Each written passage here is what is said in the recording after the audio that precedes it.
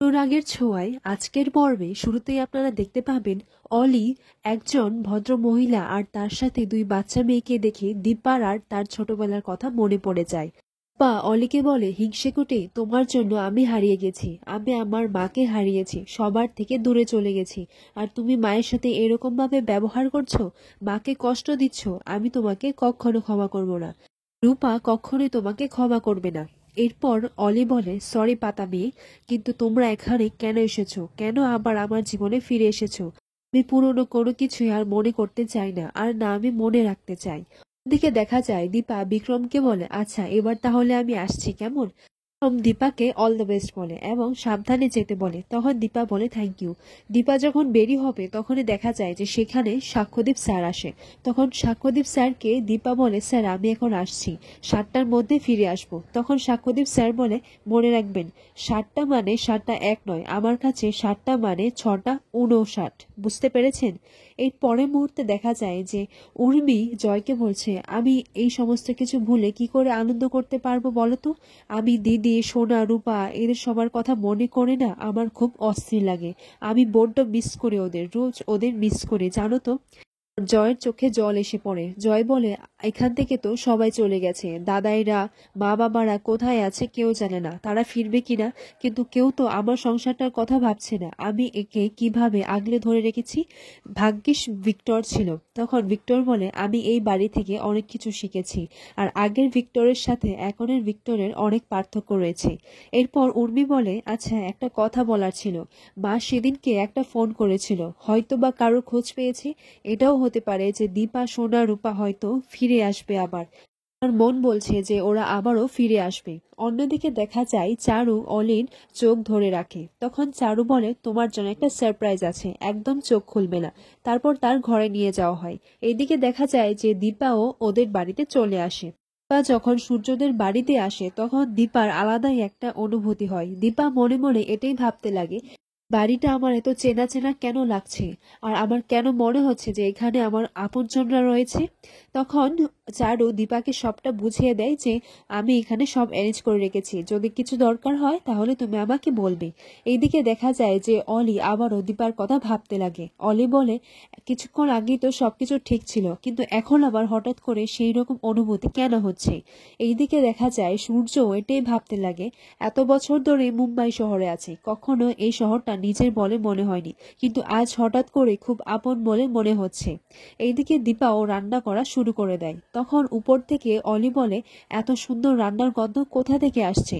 এরপর অলি যখন নিচে আসে তখন অলি দীপাকে দেখতে পায় এবং দীপাকে দেখে সে ভয় পেয়ে যায়।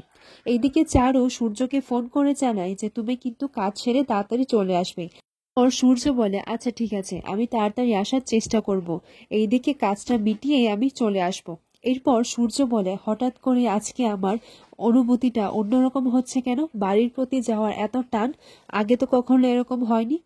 ওর চারু দীপাকে বলে, বা হেসজি, রান্নার তো খুব সুন্দর গন্ধ বেরিয়েছে। এরপর সূর্য চারুকে ফোন করে জানায় যে আমি খুব তাড়াতাড়ি বাড়ি ফিরবো। এই কথাটা শুনে খুব খুশি হয়। সূর্য বলে, আচ্ছা উনি কি এসেছেন, তুমি যাকে রান্না করার জন্য বলেছিলে? এরপর চারু বলে, এসছি, হ্যাঁ উনি তো এসে গেছেন। এরপর সূর্য বলে, আচ্ছা তুমি ওনাকে একটু বসিয়ে রাখবে, মানে আমি আসা না পর্যন্ত ওনাকে কিন্তু যেতে দেবে না, আসলে তোমার বান্ধবী বলেছিলে না, তাই আমি ওনার সাথে দেখা করতে চাই একবার। এরপর সূর্য এটাই ভাবতে লাগে যে আমি সবার কাছ থেকে দূরে সরে এসেছি, কিন্তু কখনো তোমাকে ভুলতে পারিনি দীপা, আমি আমার রূপা মাকেও ভুলতে পারিনি। কেন জানি না বারবার এটাই মনে হচ্ছে যে তুমি আমার আশেপাশেই আছো দীপা। পরের মুহূর্তে দেখা যায় যে সূর্য চলে আসে উপহার নিয়ে, আর তখনই দীপাও সূর্যকে দেখে নেয়। এই মুহূর্তে অলি ভীষণ ঘাবড়ে যায়। দীপা সূর্যকে দেখেই বলে ওঠে, ডাক্তার বাবু। আর তখনই সূর্য দীপাকে দেখে নেয়, আর তার হাতে থাকা সব উপহারগুলো হাত থেকে পড়ে যায়। এরপর দীপা যখন সূর্যকে দেখতে পায় তখন দীপা সূর্যর কাছে এসে সূর্যকে জড়িয়ে ধরে। সূর্যকে বলে, ডাক্তার বাবু আপনি কোথায় ছিলেন, আপনি এইখানে? এরপর সূর্য বলে, দীপা তুমি কোথায় ছিলে, আমি তো তোমাকে এতদিন কত খুঁজেছি। আর দীপা বলে, ডাক্তার বাবু আমি আমার মেয়েকে চিনতে পেরেছি, সেই দিন রাস্তার মোড়ে রেস্টুরেন্টে দেখা হয়েছিল। দীপা অলির কাছে গিয়ে বলে, সোনা তুই আমার উপর এখনো রাগ করে আছিস? তখন অলি বলে, আমি সোনা নই, আমি কতবার বলবো? দীপা সোনাকে জড়িয়ে ধরতে গেলে অলি তাকে ধাক্কা দিয়ে ফেলে দেয় আর তখনই সূর্য ধরে ফেলে। এরপর সূর্য অলির উপর খুবই রাগারাগি করে বলে, তুই কোন সাহসে এরকমটা করছিস?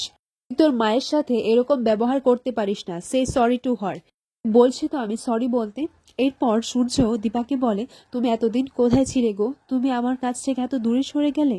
এরপর দীপা বলে, আমরা তো কখনো আলাদা হতে চাইনি, পরিস্থিতির চাপে পড়ে আমরা আলাদা হয়েছি। সূর্য বলে, আমরা অনেকবারই দুজনের থেকে দূরে সরে গেছি, কিন্তু কখনো আলাদা হতে পারিনি। দীপা বলে, হ্যাঁ ডাক্তারবাবু, কিন্তু আর না, আমি এখন আর আপনাকে ছেড়ে কোথাও যাব না। পর চারু বলে, এস এস, তাহলে আমার কি হবে? তখন সূর্য চারুকে বলে, দেখো, দীপা হচ্ছে আমার স্ত্রী, আর আমি ওর জায়গাটা কখনো কাউকে দিতে পারবো না, আর না আমি ওর জায়গাটা কাউকে দিতে চাই। তখন চারু বলে, তাহলে কি আমি এখান থেকে চলে যাব?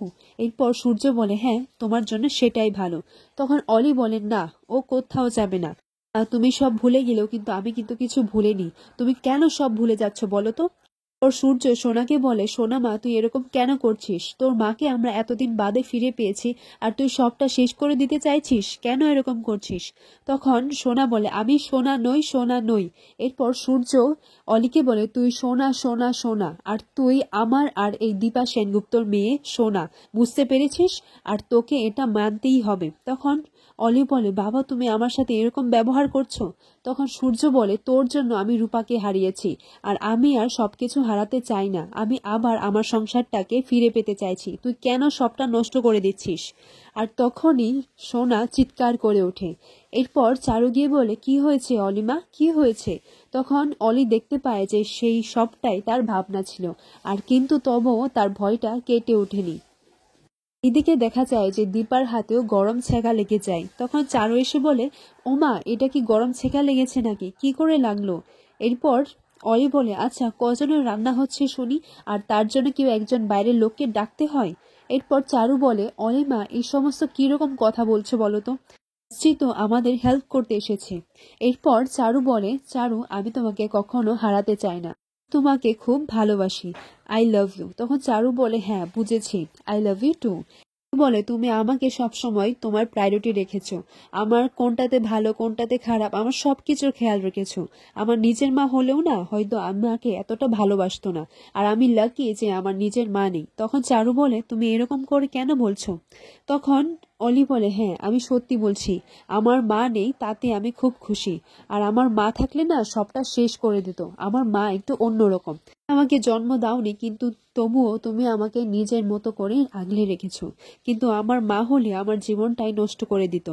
দীপা বলে, না, কোনো মাই এরকমটা করতে পারে না। এরপর অলি দীপার উপর রাগারাগি করতে থাকে, তুমি এখানে কাজ করতে এসেছো, কাজ করো, আমাদের মাঝখানে ইন্টারফেয়ার করছো কেন?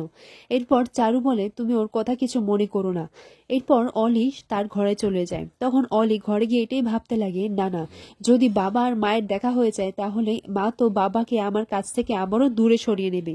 এরপর চারু সবকিছু তো শেষ হয়ে যাবে। না না, কিছু একটা করতে হবে, এদের দুজনের দেখা হতে দেওয়া যাবে না। চারু দীপাকে বলে, তুমি ওর কথা প্লিজ কিছু মনে করো না। যখন মুড অফ হয়ে যায় সে বোঝাই যায় না। এতে কষ্ট পেও না এসছি। তখন দীপা বলে, না ঠিক আছে। তখন দীপা বলে, আমি হয়তো সবটাই বুঝতে পারছি।